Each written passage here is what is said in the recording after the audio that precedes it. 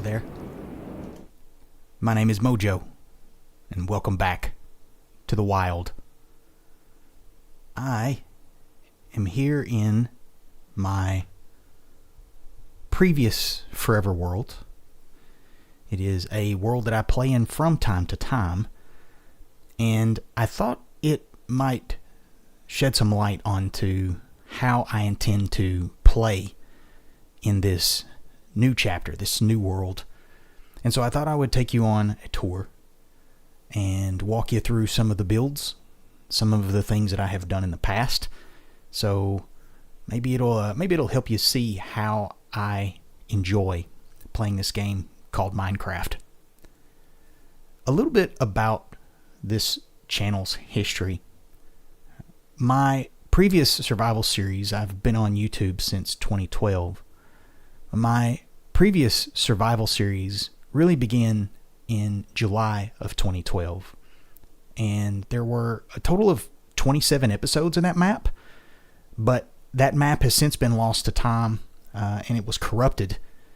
And so I had to start a new map.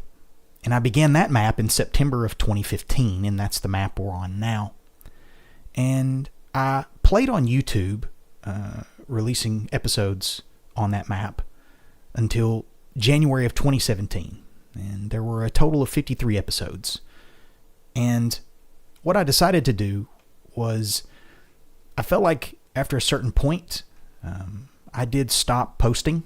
I think my last YouTube video, gameplay video, was in January of 2017 with that final episode. I did post an RL video for the following Christmas, I think, in 2018, 2019. But my experience with YouTube really stopped in January of 2017. And certainly I've continued to play and continued to enjoy things, and as I've gotten older, I really felt like I had a new story to tell. And now being a much more mature player, I wanted to tell it and share it with you. So what I thought I'd do is, we're starting here at spawn, and this spawn is actually not the original spawn for this map. Over the years, I have used an application called MCA Selector to clear out unused chunks, clear out unused areas of the map to keep the file small. And so all of this tends to be newly generated chunks as I have come back into this space in later versions of the game. Let's take a quick fly here. We're going to come out of spawn, head towards this desert space. And this first settlement that you'll see coming up in the distance, I call the Oasis. Now, looking back in hindsight at the surrounding terrain, it's not really an oasis at all, but for whatever reason, that particular name stuck. And so I decided just to run with it and keep it, and it's been a staple sort of the whole time it's been around. Now, this particular base was a repeat of one of my very first worlds when I first started playing Minecraft. I wanted to build a sand castle, so to speak. And so I set out to build in the middle of a sand mountain in the desert, one of the sand dunes. But this one currently has been going through quite a few stages of renovation over the last couple of years. And this used to all be a sand mountain, but I have since excavated all of the sand away to make way for some new renovations in the space. Let's take a look around. I did build a very simple automated bamboo farm. There is quite a bit of resources here. It works pretty well, and there's quite a bit of bamboo stored. You can see here there's quite a bit coming, and there is a filtering system in behind this wall, and when everything is full, this redstone lamp will light up. In the meantime, I have these chests to the side where I just dump in any excess to keep this system free, because it fills up relatively quickly with bamboo. So inside the oasis, this entry atrium was always the most important part of this build, and it reminded me so much of the very first time I played Minecraft that I repeated it in this world. It's been through several different iterations. you'll see now the addition of this orange sandstone, because it was very bland before. It was really just normal sandstone. And so I wanted to do some different things with it. Initially, this was a very plain space. I always wanted to have a second floor, which I began to build probably about a year and a half ago. So down here are several different things. There is a floor underneath that takes us to a villager breeder and also a mass storage area. There is, on this floor, I have some small furnace arrays that I can use for meager bits of XP when there are materials inside. I don't know if I can put anything in. The lights will light up, and that will let me know that there is something in this furnace. Since I use it for little bits of XP, I tend to keep them empty, and I don't keep them stocked with fuel so that they remain empty and let me know that there's nothing in them. There's one magic trick, I guess, in Minecraft that I always wanted from very early days of me playing Minecraft. I always wanted to be able to have a box where I could just run up after an adventure out into the wild and just throw everything in the box and then have it go to a sorting space. So in this base, I eventually learned how to move around and build that, and now I have this, what I've always called the magic box. Before we take a look at where that goes and what it does, I want to show you the other side. I wanted easy access to an ender chest, so I have that. My nether portals on both sides, both of them obviously link the same space. This was an earlier version of the enchanting table that would allow me to set in increments of 5 different levels inside the enchanting table. And I've also upgraded things around here so that I have access to all of the different chests and spaces around for accessing the various things I may want to enchant, including pieces of gear or books or tools and weapons. Having access to all the lapis that I need and any additional books that I may want from here as well. I have a small rabbit foot farm here. I don't use it as much as I used to, and you'll notice I have a lot of cats. That is because I have an iron farm right up there, and strangely enough, it tends to spawn quite a few cats from time to time all over the place, and I'll show you just how many in just a little bit. Outside of this enchanting space, this all used to be closed off, and I decided that I never really had a good spot to put a bed, so I turned this into a little bit of a bedroom. And it looks out and over one of the other atrium spaces that I built early on. This space was always intended to be a giant map of the world, but as I made some philosophy changes in the way I played, it became a little bit less of a pressing matter to build such a giant map, but it stuck, the idea stuck, so I decided to keep it. This is my project wall, and this is based off of an old Impulse SV build from years ago. I just made a couple of modifications. Now I could use copper bulbs here with buttons, and it would be a lot easier to build this. But you can see each one of these items, when you hover over it, it tells you a particular thing. There's a nether tram that I want to build. I will demonstrate that and show that to you in a bit. The kelp XP farm, I always wanted to build one. I know that they are probably a lot less valuable now than they used to be, but still stays on the project board as it's something I've always wanted to tinker with. Having a phantom arena. I always wanted to build some sort of an outdoor arena where phantoms, you could stay awake for 3 days and then go fight phantoms for phantom membranes. I find that phantom membranes are a great resource to have in potion form when you're going into find in cities. It helps combat the shulker teleportation or a floating attack that they have.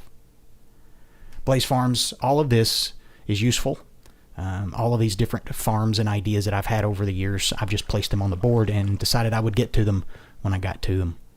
But you can see that some of them have lights on, and simply go back behind, and then I can flip the switch, and this lever will power this block, which will power that individual lamp.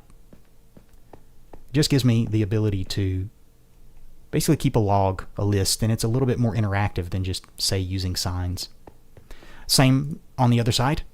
And then here I have where my iron farm It dumps everything. I believe that the iron farm in the current map is a lot more efficient than this in terms of storage, because the crafters are converting all of the iron ingots here into iron blocks. So even though I'm very proud of this build being one of the earliest builds that I ever did in this world back in 2016, I believe that the current version that I've built in the wild in Copper Dawn, I believe it's much more efficient. You can see another cat, but also back here you can see how this works. The redstone lamp out there will light up when this top chest and top hopper are full of iron ingots, and that will let me know that this is full. I can do that throughout the course of all of this run here. And I also have a sorter here that will drop things, and again, this is extremely old. This could be a lot more efficient now. But this will actually filter out poppies and dump them into lava to keep them from cluttering up the system. I always like to have doors so that I can access all of my redstone. I'm always yelling at my monitor when I'm watching Etho, and he's has to dig out a bit of grass to go find to go get into his redstone. So I always like to have doors and access points to get to redstone pieces. Another cat. This is the back side of my automated potion farm, potion making facility.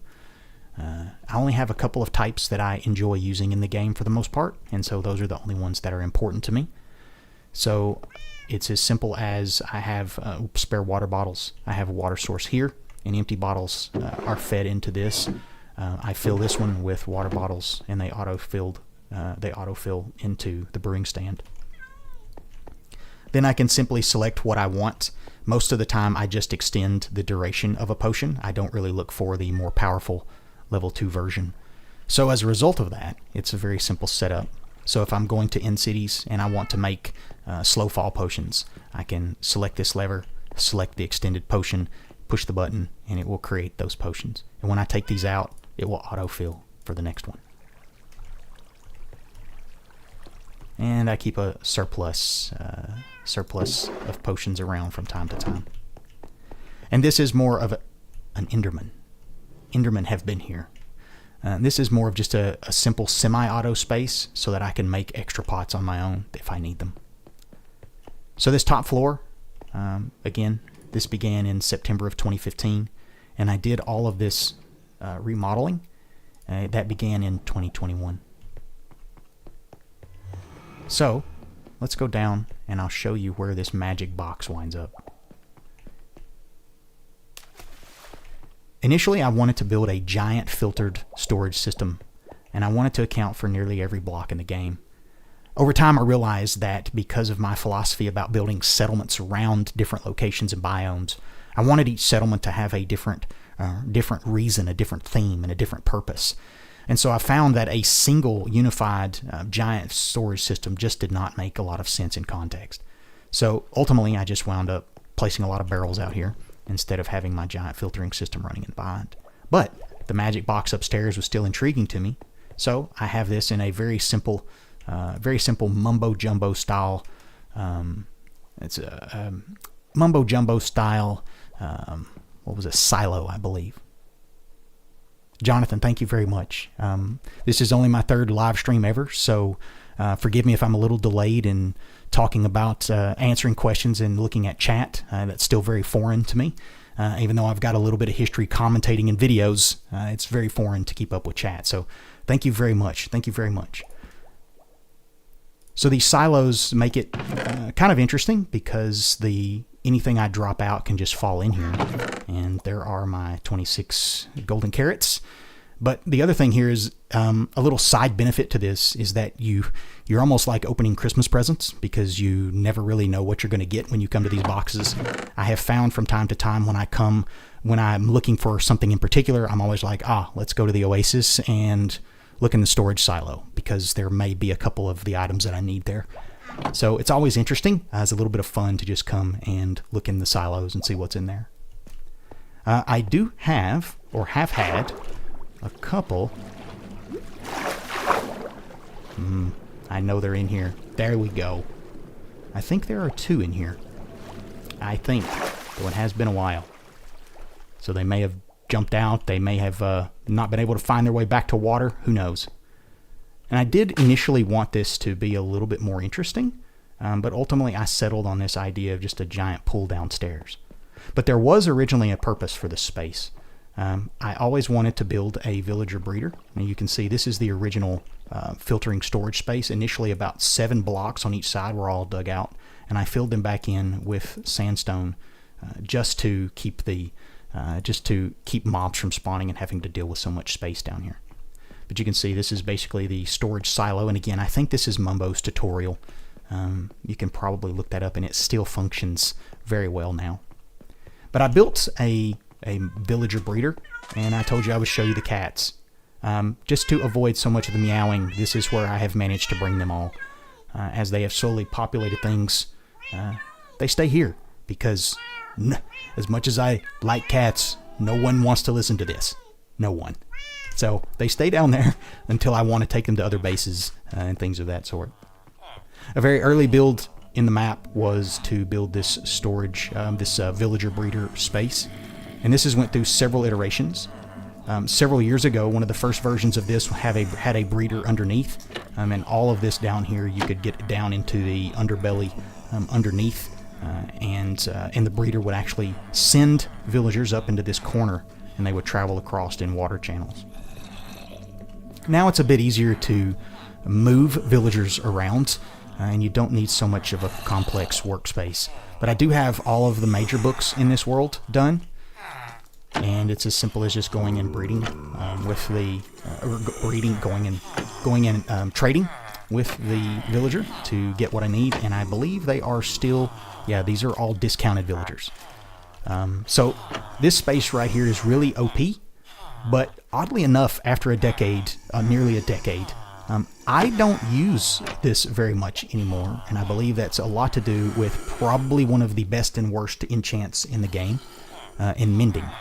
I have taken a new philosophy with the new map, where I will be only using mending on a select number of tools for a select number of purposes, just to let me spend more time making gear, building gear, naming gear, and being able to preserve gear so that I can look back and say, oh yeah, that was an interesting piece of gear. I remember when I used that or what that was for. But mending is both a blessing and a curse. It makes most gear obsolete, while at the same time making it great because you don't have to spend a lot of time worrying about it. Silk Touch, Looting 3, Fortune 3. But what I did do is, in behind this, initially, I built these channels for zombies, and the zombies would go back and forth, and then I could flip the lever up front. You've probably seen these builds a number of times. The villager falls, the zombie is able to make eye contact, line of sight with the villager. It will attack the villager on hard, it will turn them into a zombie villager, and then I can cure them and I will get cheaper trades. Now that's probably less important. I may not be focusing on concepts like this in the future, because I do believe that Mojang is attempting to change some of these behaviors with villagers. So some of that may be less useful in the future. This world gave me a lot of ideas about how I feel about Minecraft now after playing for, well, basically since release. I feel a lot different about the way that I build things and the way that I perceive my living spaces in Minecraft. You probably won't see me building a lot of tables and chairs and trip hook wire sinks and various real world things, bringing them into the game world. I always think about Minecraft in terms of what it means as a survival player. And so when I build bases and I build homes now, as you can see in the Copper Dawn videos, my intention is to build buildings and to build spaces that reflect my ability to play the game.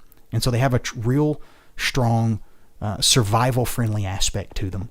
Now, that's not to say I have any bad things to say about people who like repeating real-world architecture inside of Minecraft. I find it very impressive the way that that gets pulled off. But for me as a player, I always keep myself inside the game world. And so every room that I build in a building has to have some purpose or serve some purpose. You'll notice the pillars on the outside. There are 4 of them now. These are recent additions, and one of the things that I wanted to do with these, and I have experimented with this in a creative version of the map and also in my flat creative world. Each one of these at the very top has an iron farm, will have an iron farm, I should say. And the idea was that I would be able to efficiently produce more iron and be able to remove that bit of an eyesore iron farm out there. And it would let me actually store and house more iron than I can right now. And so each one of the towers on both sides would have nine basically storage areas for that. 3 double chests for each run, the single chest, and then including all of these hoppers filling up. So I have an immense amount of space for iron collection here. It is one of the projects that was always in the works but has not gotten completed. And in fact, as I mentioned earlier, this is one of the primary reasons why most of the sand is gone from around the mountain, because I needed to build this out. And as you can see over here, I had to build out all of this filtering system, and it runs completely around the system. So the iron golems would die, iron would fall down the chute. You can see it there as I've begun to build it. Everything would filter in. I have not built a poppy filter. That poppy filter will sit right in that space right there. I just hadn't gotten that far yet in the design. But it wraps all the way around. And another idea I had initially is that these last 3 runs would be for poppies. It's quite possible that that is still an idea that I will use later. So this is the Oasis. This was my very first base in September of 2015 that I built here. And you can see, even though there are some intriguing ideas here and I've slowly tried to renovate and make things more useful, this is a very disjointed build. And it really competes with the way I think about Minecraft now. For instance, if you look at Copperdawn in the New World, you can see how very structured everything feels. Every building has a purpose, and every space, even the theme of the layout itself, it's distinct, it's consistent across the board. This feels like kind of the guy decided to dig out the middle of a mountain and just live here. And while that's true, I think over time I have attempted to bring in some of those new philosophy that I have for the game. I've tried to bring them in here and make things a little bit more consistent across the board. So what's interesting about this world, and one of the other philosophies besides the idea of a settlement, and really settlements are, I want every build to have, I want to be able to build unique bases in different biomes with different themes and different purposes. And you'll notice right away there are some oddities in place. I'll explain this in just a minute. It's a bit of a nightmare at the moment. But let's go into this portal. This is relatively close to home at the Oasis. But this is the slime farm. And initially I found slime chunks very close to the base, and this is a very old school slime farm design, and I need to place carpets over those or something else to keep things a little bit more efficient. But this is relatively old, and it did get a bit of an upgrade. But slime will spawn here. These are slime chunks. There are 2 next together, and I have built multiple layers. I know over the past few years slime behavior has changed a little bit, and so this is probably less effective than it used to be. Initially what happens is the old school version, rather than using some sort of a manual water movement system or some other way of getting all of the slimes to move around, I'm just simply using iron golems. The golems will run to the slime will run to attack the golem, and they will hit the cactus, and over time the cactus will kill them. All of the slime balls will fall in. They will go out into a chute system on that side, and then they will all be filtered into the system here. And again, this is just like in the Oasis. The idea here is that this will light up when all of the chests are full. And as always, there is an access point to all of the, you can hear the system was actually firing off. You'll notice these, I use them all the time. They get used in the current version of the Iron Farm in Copperdawn. But I love using these water elevators, these item elevators. Everything fills up. Once it is, the light will go off. But this will actually, you can see the entire system here. And I actually built this so that you could move from space to space. Lots of hoppers, but I think the Iron Farm can support the build. And then the system goes up because I have multiple levels. One of the very cool things about this area when I first began to build it, and as I began to move up layers, I started hearing particular noise. And at first I just thought it was standard noise because I was probably around some caves. And then I found that, no, it was something else entirely. It was actually a skeleton spawner right behind this wall. Like, right there, within 4 or 5 blocks, I think, from this edge. Or is it 6 or 7 blocks? Either way, what I decided to do, I thought it was necessary as my first XP farm to have a skeleton farm.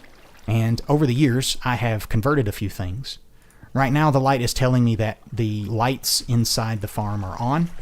If I click the lever, now the lights are off, and you will start to hear skeletons spawning. There are 2 things here. One, I have the magma block just low enough where most of the time the skeletons will die immediately. And underneath that magma block is a minecart hopper, which will collect all of their drops and resources. And you should start to see them fall. And I believe the old school drop is 27, maybe 23, somewhere around in there. But when they do fall, they will die automatically. All the drops go there. I assume. Oh, there we go.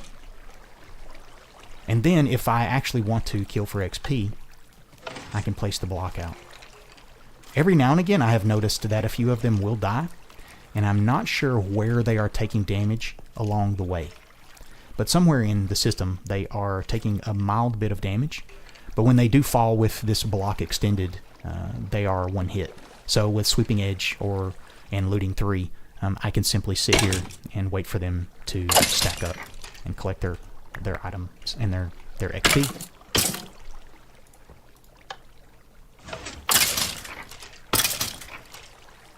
It's a fun little farm, especially for it being the first farm that I had in the map. And then obviously more layers to the slime farm. Found this to be extremely useful, and I built this without much intention to do much alternative base building in the map. Now if we go back into the Nether, I can show you probably one of the more crazier ideas that I have had over the years. This particular run here, and by the way, this is a backup of the map. So if I think it might be a little bit more convenient to hop into spectator mode, I may do that. And this is a great example where I think it may be a little bit more convenient to show you some things in spectator mode. So I'm going to open to LAN. Let's set this game mode here to spectator so that I can move around a little bit freer.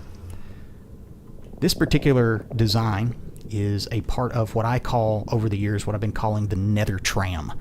And the Nether Tram is simply going to 0, in the Nether and running a north to south tramway, if you will. Basically using ice for boats, or now with the upcoming modifications to minecarts, they may be a little bit more of a useful idea. But also using soul speed and various other ways of traveling quickly in the Nether. One of the biggest ideas that I've tried, I really want to explore more, and I'm going to do in the New World, is this idea of settlements that you've heard me mention briefly a number of times. The whole idea around that is to build unique bases in different biomes with different themes and purposes. And I've done that here and explored that a lot in this map, and that's what I want to try and convey to you. But I wanted to try and convey scale, and I don't really have a good way of doing that.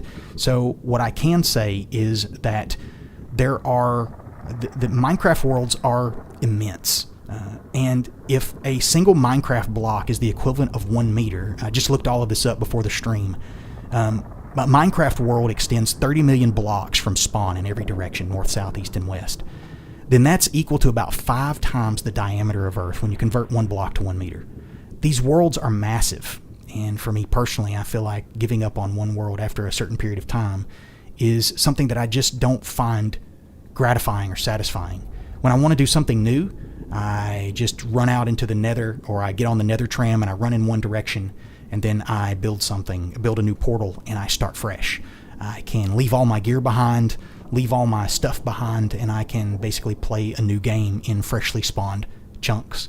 So I can always get the latest experience in Minecraft. Now, in this particular world, I have approximately 22,600 blocks between my furthest settlements.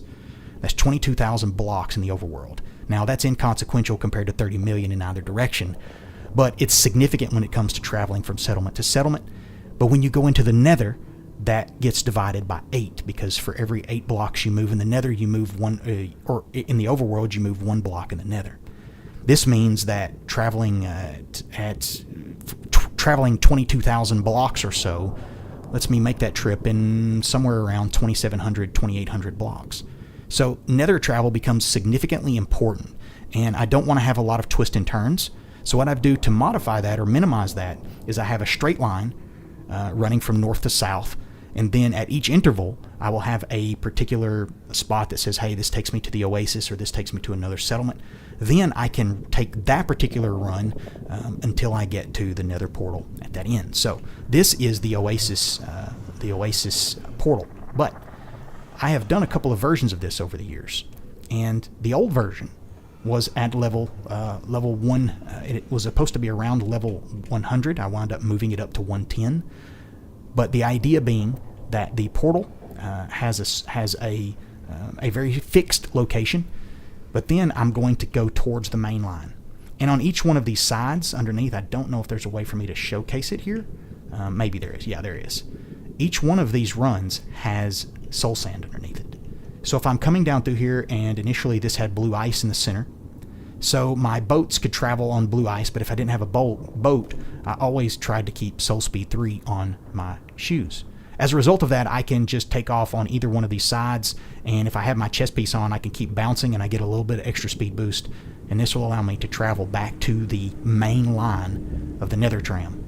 And so when I arrive here, this can all be taken again by boat. I've actually taken up some of the blocks because I've been using them in other projects. And this actually would show me all of the different areas of different settlements that I have in this build, in this world. And this would give me directions. And as I move to each one down this line, again, this line here is traveling approximately 3,000 blocks from a north and south direction. This will give me a good sense of where I am compared. I even was trying to use colors to define each settlement so that when I came into the station, I would kind of know based on color where I was. Because I can tell you, having this middle settlements, it's very easy to get discombobulated, if you will, on which direction everything's going in. Now, one of the biggest issues with being at this level is that the tunnels are completely... I am free from being bothered by any mobs in the nether, but at the same time, I also don't get an opportunity to look at any of the mobs or enjoy the nether spaces. So what I wound up doing is deciding to rebuild this design and go down to level 90. Now when I came down to level 90, let me go back to creative survival. When I came back down to level 90, I decided to build a little differently here because I wanted to be able to experience the nether. And as I run through, you'll notice too that I can also use this space with elytra wings. I have tried to build through it enough where that I can fly without hitting the nether roof. This gives me all the directions, all the different areas in the map, but one of the particular spots is what these stations actually look like at their ends. So this is a spot that is fairly new that I began to work on. Doesn't have a lot of purpose right now, but I cared about it enough to build my first station in. And this is what the stations now look like compared to those small enclosed boxes as before, or what I intended them to look like. I wanted them to feel like the space so that you also knew where you were going when you stepped in. So we can set spawn here. We can also set compasses here as well in case we want to go and fly off into the nether. Obviously plenty of storage and plenty of ender chest spaces. This has always been the ultimate version of this so that I could spend more time enjoying the nether instead of always being running in a tunnel where everything was hidden from me. So in this space, one of the primary, the Shire, we'll just go in this order. One of the primary, the second settlement that I actually began in this world, I playfully referred to as the Shire. And it was probably in the early days when people were trying to build hobbit holes and things of that sort. And so I decided to try my hand at that idea myself. And the Shire actually became probably one of the most important settlements, and I began to use it quite a bit. Well, I was hoping that I would be able to... Let's see if I can... There we go. Didn't want to have you guys to wait too long while I'm running around. So in this particular space, another portal that's not done, another station that is not done. This is the Shire. One of my favorite spaces in the world. There are a lot of nostalgic pieces here, in particular from the old series that I did on this map. The Shire, the Hobbit hole idea, is less obvious here and more obvious from the front door, as that was what I was trying to go for. It's a little bit more shirey here. But it wound up, over the years, it has wound up evolving, and I have put it through a couple of remodels over the years. This is the latest version. I don't quite remember when this was remodeled, but I think I do keep track of it here. Yeah, in 2022. Small enchanting space, a small living space. I'll just sleep the night off here. This actually had a few purposes here in this area. I also wanted to be able to keep track of some of the growing items, and when the berry bushes came in, I was able to get some to spawn in some unloaded chunks in this area, and so it was easy to bring those here. A couple of interesting things that I had here was this is my first version of a survival kitchen. And what I mean by that is it wasn't a kitchen for decoration purposes. It was actually a kitchen that that had a purpose. Obviously, I can grow melon. I have grow mushrooms. I have a melon and pumpkin here. This is also a working smoker as well, and a very simple garden and netherwort brewing space here as a survival kitchen. All of this stuff, again, very survival oriented. I wanted to build sort of the dwarven vault, if you will, and so I had all the storage downstairs. I was building out a version of a giant map wall. That project did not get completed, but it's certainly an idea here.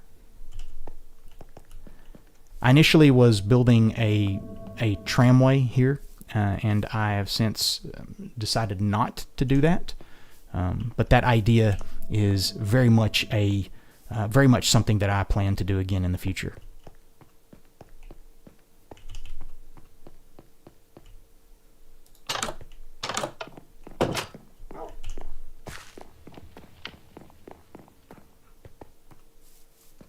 One of the initial builds here was to build this forgeway with a furnace array. This is an old school where you can dump coal and dump your fuel source and dump your items, and then it will run through the system in the center. I also had these fortune pits, and these are just simply pits that you can use a fortune 3 because I only have silk touch here, but you could use them to dig out these pits, and that would help you essentially not have to worry about stacking things everywhere else. You could just do it from here. Small minecart area. I was trying to find ways to create visual spaces that were intriguing here, and they were going to go to other places down the road. One of the biggest pieces here was this small these small towers.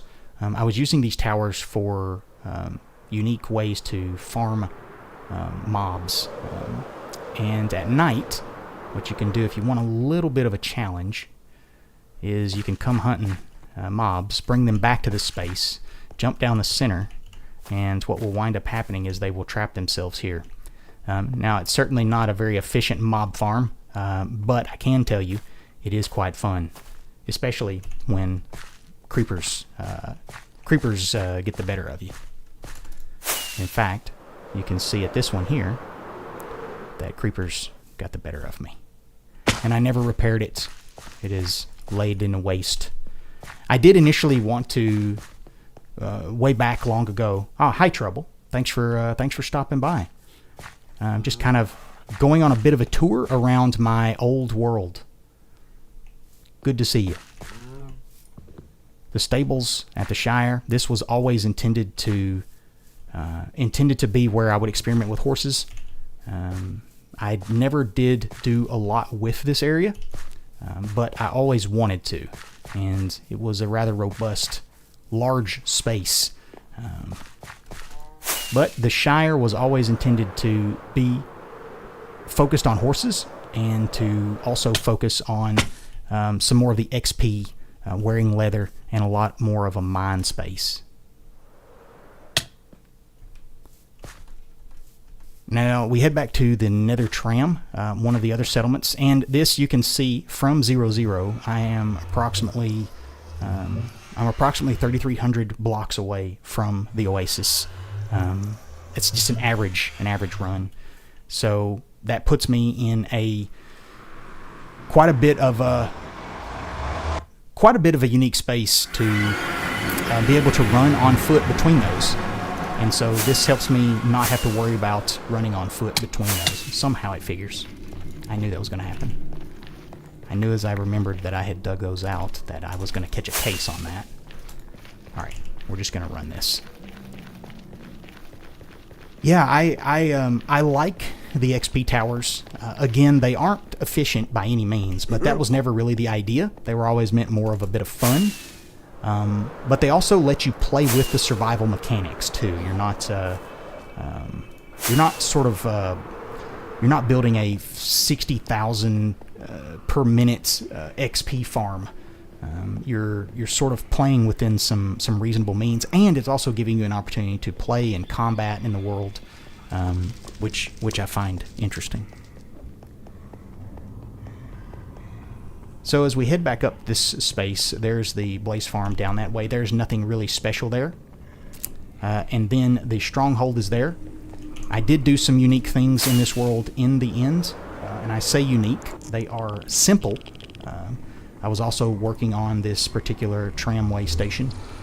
Again, a lot of the projects in this world, when I would become burnt out on one, I would always move to another. And I always intended to build some unique things with the Stronghold. But for now, what I've done is I do have an Ender. I was always intending to build some water elevators and things like that, but I didn't. Oh no, I forgot about this. I'm not going to go all the way because this gets very loud. But I think you can see already the Ender is certainly filling up with Endermen. It's the old school, put an Endermite in a boat and watch them go at it. One of the things I always thought was interesting about the end is the idea of unlocking every one of the portals. And so I eventually built me a ghast farm. I got to the spot where I could build enough crystals, and I just summoned every dragon and just fought them.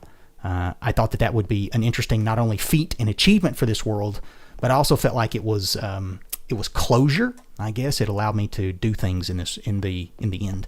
But you can see one of the biggest things I did was I flattened everything. I wanted to keep things flat just in case I wanted to do any kind of building. And underneath here, I can take these blocks out and I can fight withers down there and actually get wither roses and things of that sort. So not very much going on here, but I tried to simplify everything so that I could access the spaces easily. The Shire is probably always going to be one of my favorite spaces, not only for theme, but because of the things it provides. And it being so far away from the Oasis settlements, it's always just been rather special. And I remember what I was trying to accomplish early on, especially I had ideas about a survival kitchen, and I wanted to try and make that work.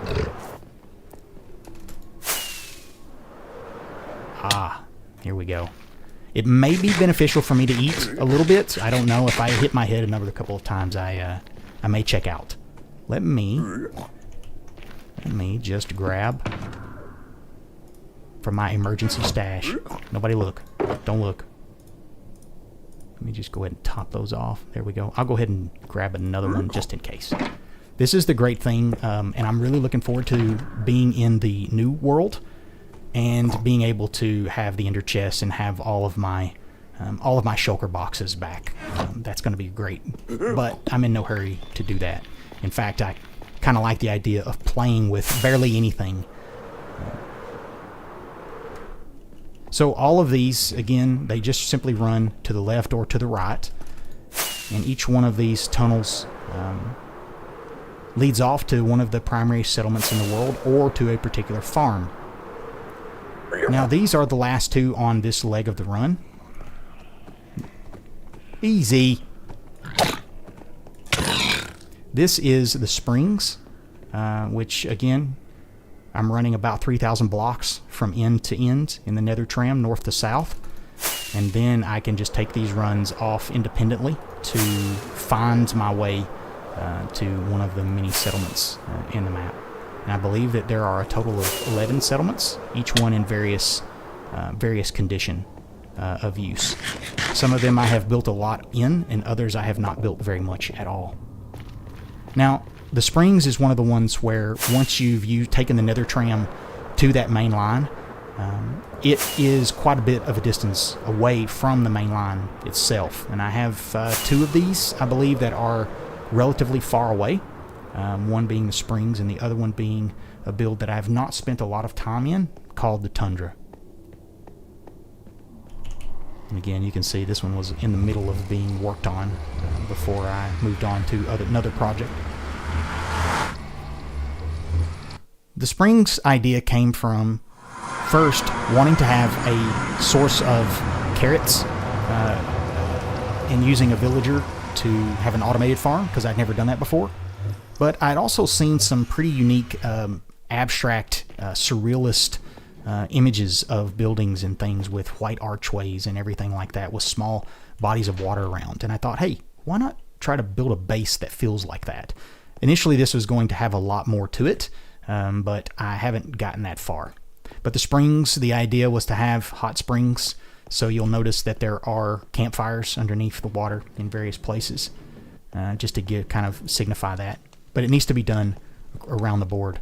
I also wanted to make it feel like this is almost like a resort, so you would have the various beds laying out as if they were chairs for lounging in the sun and things of that sort.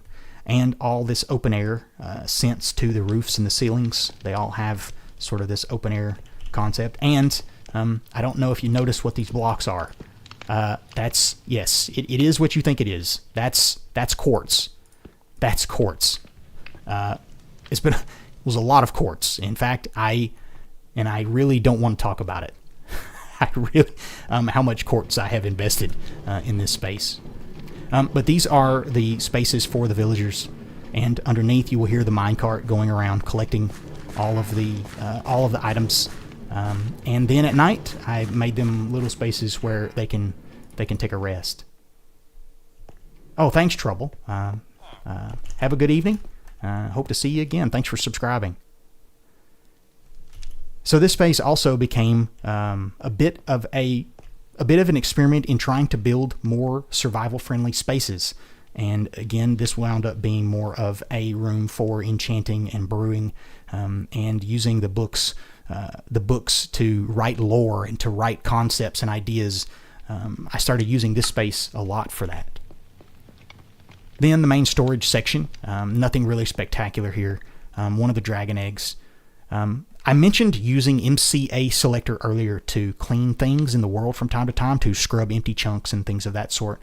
One of the other things I've done over the years is I have actually moved a number of smaller builds that I have done in other worlds. I have moved them into this world using MCA selector. And what that's done is that it's actually meant that I have wound up with multiple dragon eggs. So that is an oddity in this world that will forever exist. So the springs, even though it is a small build, it serves a big purpose, because this is where I get a consistent and infinite source of carrots. So I can come right here into this space here and collect all the carrots and wheat and bone meal that gets produced from the composters and from the villagers there. this helps a great deal in terms of giving me the ability to have those resources that I wind up using quite a bit.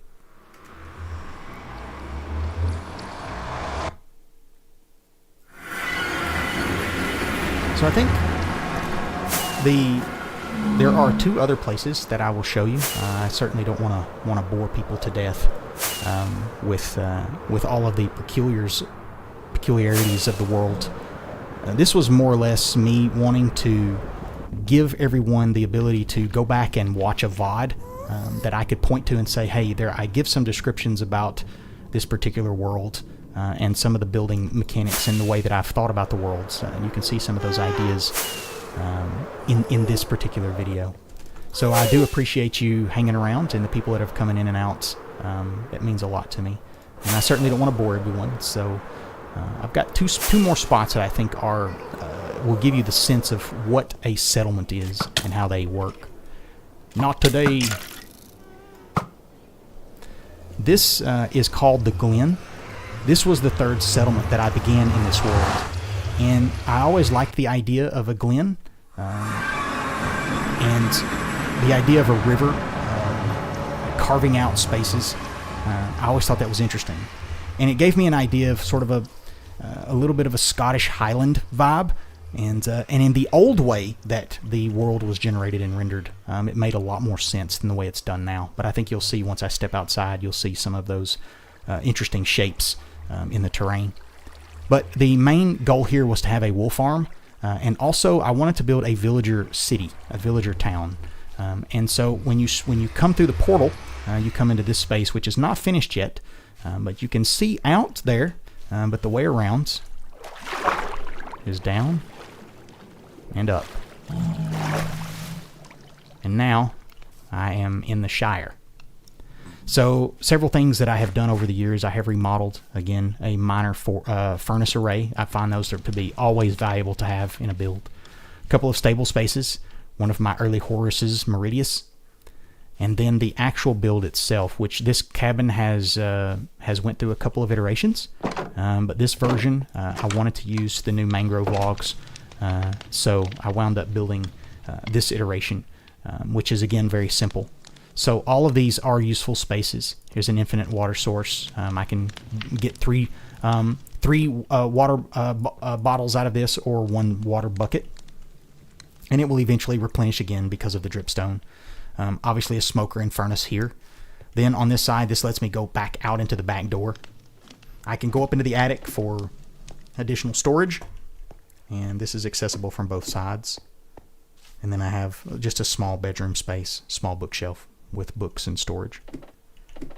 So this was when you first come into the Glen. This is your first spot, is the house, which I always wanted that to be the case. Slowly over time, I've really wanted to be able to travel on foot in this space and just see some of the various terrain. And so I built a small bridgeway around, which has never really been completed, but I did carve it out and get it shaped. And then it comes over into this main space. Again, this is old generation. This is very old world, Minecraft world generation. But this comes over into the over where I was going to have the wool farm, and I was going to have several other buildings here, and I was also going to have some pumpkin patches here as well.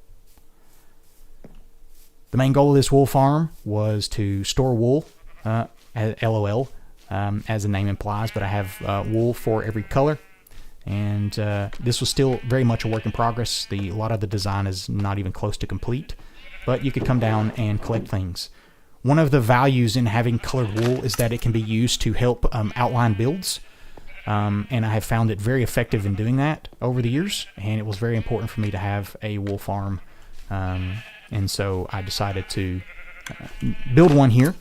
I was also beginning to experiment with something you may be familiar with. You may have seen this concept in the Copper Dawn, where I am building vending machines. In this case, it was a Milk-O-Matic for emergency milk, just in case at the time, because I was going to have villagers over in the city of Glentop. I did not want to inadvertently start raids, but that was before the ominous bottles came into being a part of Minecraft. So there's several builds for this space. I was going to have a barn area as well, and some large pumpkin patches everywhere. But one of the significant builds of this space that I had played with different versions of was to have a villager city. And I spent a lot of time actually going through and defining the different stores that I would have in the village.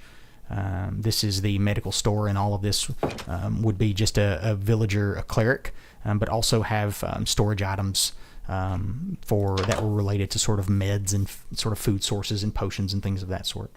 A banner shop, and then each one of these has their own name and their own spot. LeBloom was going to be a flower store, and then the sword and board was going to be a place where I could deal with swords and shields. But you can see the shape and the design. Each store had significance, and I wanted it to feel a little bit like Diagon Alley. And one of the things I was intending to do as I built out through here, I wanted the buildings to have a similar block palette, but at the same time I also wanted them to be close together, so that when you're walking down through here, the cobble floors, this would feel very Diagon Alley. And I know that some have tried this. I believe Grian actually tried a version of this at one point, but I always felt the avenue itself was too wide. I wanted to be able to look up and feel the closed off sense of looking up as you do in Diagon Alley. And so I wanted to make sure the avenue was a little bit closer than that.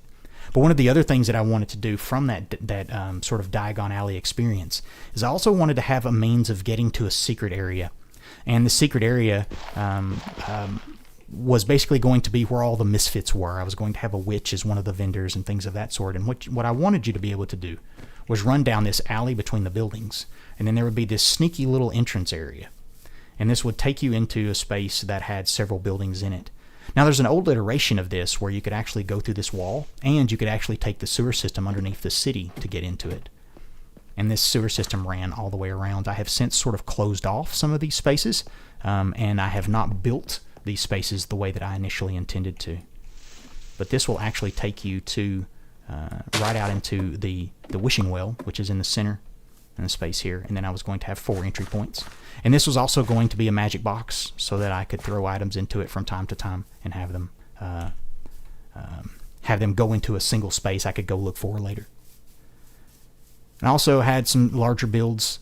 Ariel was going to be sort of an Elytra style store for flying rockets and things of that sort. I was also planning to build a giant inn. I think I wound up calling that the Village Idiot. The interesting thing is that I have a lot of these designs and builds done in a creative map, but I was translating them block by block into survival, and you can see that's why the projects are not fully complete. But the Village Idiot Inn was going to be right in this space here. So this was a project that I really look forward to doing.